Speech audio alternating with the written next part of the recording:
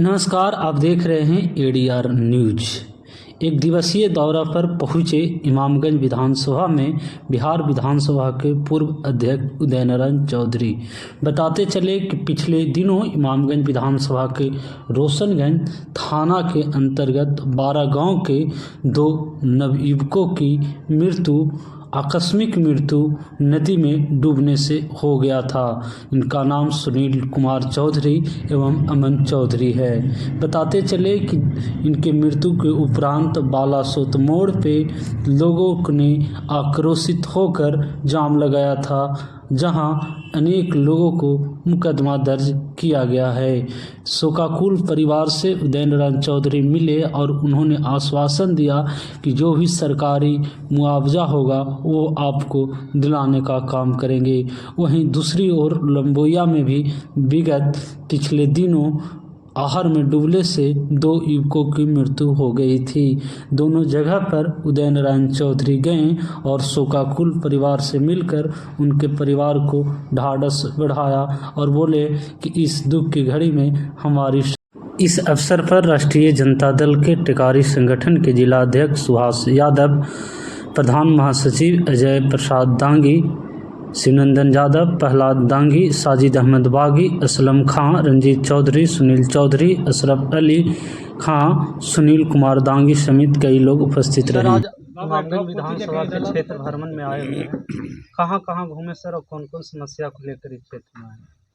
आज जिलाध्यक्ष महोदय के आदेशानुसार राष्ट्रीय जनता दल के प्रखंड अध्यक्ष श्री शिवनंदन यादव जी और अन्य वरिष्ठ कार्यकर्ताओं ने और जिला परिषद अजय दांगी जी ने, सुभाष यादव जी ने, अशरफ भाई, सब लोग मिल करके एक सप्ताह से प्रस्ताव दे रहे थे कि इस इलाके में कुछ घटना घटी है जहां देखना चाहिए। 2 बात इन लोगों ने बताया। एक बताया कि जो पुल बना है तो इतना खराब पुल बना है ग्रामीण कार्य विभाग के द्वारा कि इस आदमी चलेगा तो उसमें गिर जाएगा, कब टूट जाएगी पुल कोई ठिकाना नहीं है। उसका अप्रोचिंग रोड है वो बहुत गंदा बना हुआ है, मतलब कि भ्रष्टाचार का वो नमूना है। तो एक तो ये देखना था। दूसरी बात थी कि रोशनगंज थाने में 2 लड़के एक दिन, सब नौजुवक लड़के थे, 15 साल 17 साल के, पानी में डूब के मर गए। नहाने गए, वहां से निकल नहीं पाए और दोनों दलित समुदाय के थे। विनय चौधरी थे, उनके दोनों बच्चे थे और उन्हीं लोगों के ऊपर जो पोस्टमार्टम में डिले हुआ या प्रशासन के आश्वासन में डिले हुआ, तो कुछ लोग तो उग्र स्वभाव तो हो ही जाते हैं, रोना पीटना शुरू होता है। तो 30-35 लोगों के ऊपर मुकदमा कर दिया स्थानीय पुलिस ने। जो लगता है कि पुलिसिंग सिस्टम का इनको ट्रेनिंग ही नहीं हुई है। ये पुलिसिंग सिस्टम क्या है? जो काम काउंसलिंग से होता है वो काम लाठी से नहीं होता है, कानून से नहीं होता है। खैर, तो एक तो उन लोगों से भी मिलना था, पीड़ित परिवार, दुखी परिवार, मृतकों के माता पिता से मिलना था। तो आज हम लोग गए मिलने के लिए और हम लोगों ने मांग रखा है कि जो राज्य सरकार की ओर से आकस्मिक मृत्यु में 4-4 लाख रुपया उन लोगों को मिलना है, वो 4-4 लाख रुपए मुआवजा स्वरूप उनको मिल जाए, इसके लिए भी बात किया। और साथ ही साथ लंबुया ग्राम के भी 2 लड़के, बैताल पंचायत के लंबुया में 2 लड़के थे, दोनों पानी में डूबकर मर गए। एक का पोस्टमार्टम हो सका, एक का नहीं हो सका। जो ग्रामीण लोगों के आज भी गांव में जो भावना है कि पोस्टमार्टम से गिंजा जाता है, ये होता वो होता है, खैर जो भी हो, तो माता पिता इतने दुखी रहे कि उन कानूनी पचड़ा को नहीं समझ सके वो लोग, जिसके कारण एक का पोस्टमार्टम नहीं हो सका, एक का हुआ। इन मृतक परिवारों से ही मिले और प्रशासन से, जिला प्रशासन से, बीडीओ से, सीओ से, सब लोगों से आग्रह किया गया है कि भाई मानवीय दृष्टिकोण से इन लोगों को आप अपनी सहायता प्रदान करें। और कहावत है जस्टिस डिले जस्टिस डिनाइल, तो जस्टिस डिले नहीं होना चाहिए और जिससे कि लोगों के मन में ये हो जाए कि जस्टिस डिनाइल हो गया। यही हम लोगों ने आग्रह किया है, पार्टी की ओर से किया है और उसी क्रम में हम घूमते रहे। दूसरी बात, आ गए हैं साजिद अहमद बागी जी डुमरिया से।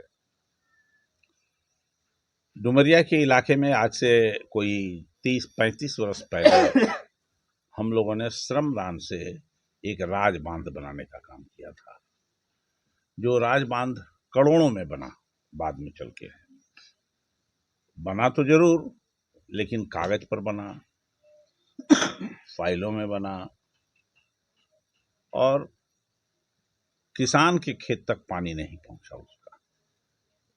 तो सब लोगों ने कहा कि भाई, हम लोगों ने श्रमदान से शुरू में इस बांध को बनाया था, तो हमको तो मछली उछली भी खाने को मिल जाता था उसमें। लेकिन जब सरकार की ओर से करोड़ों में ये बांध बना तो सब कुछ बंद हो गया। उसमें सैकड़ों परिवार के जमीन का जो बास्कित पर्चा मिला था वो परिवार का भी चला गया। जो ग्राम सभा में सब तय हुआ वो अब पूरा नहीं होता है। और जो बांध बना है वो बांध केवल दिखावटी बांध बना है। एक्चुअली उसमें बहुत बड़ा माने कहा जाए कि अनियमितता संलिप्त है, जिसकी मांग भी हम लोग करते हैं आज के तारीख में अपने साथियों के साथ कि राज बांध का उसके पोषक क्षेत्र कितने थे जब ये प्रोजेक्ट बना, और कितना पोषक क्षेत्र के लिए खर्च किया गया और कितना अब तक उसका लाभ मिल रहा है कि नहीं मिल रहा है, इसकी जांच होनी चाहिए। उसके गुणवत्ता की जांच होनी चाहिए, उसके गहराई की जांच होनी चाहिए, वो डैम का जो हिस्सा है उसकी जांच होनी चाहिए कि कंक्रीट का कैसा बना। ये सब जिस तरह से इस पुल का है, अप्रोच रोड का है, उसी तरह से राज बांध का है। तो आज इसी सब बिंदु पर हम सब लोग घूम रहे थे और लोगों के विचार को जानने की कोशिश कर रहे थे। सब लोगों ने एक स्वर से कहा कि इसके बारे में सरकार को ध्यान आकृष्ट किया जाए। अब स्थानीय जो हम लोगों के पार्टी के लोग हैं, जिलाध्यक्ष हैं, प्रखंड अध्यक्ष हैं इमामगंज के, और उनकी प्रखंड कमेटी है, और प्रखंड अध्यक्ष हैं डुमरिया के, उनकी प्रखंड कमेटी है। ये सब लोग लाइन ऑफ एक्शन, इमामगंज के प्रखंड अध्यक्ष भी आए हुए हैं, ये सब लोग मिल करके लाइन ऑफ एक्शन तय करेंगे कि अब आगे इन बिंदुओं पर जनहित में क्या काम करना है।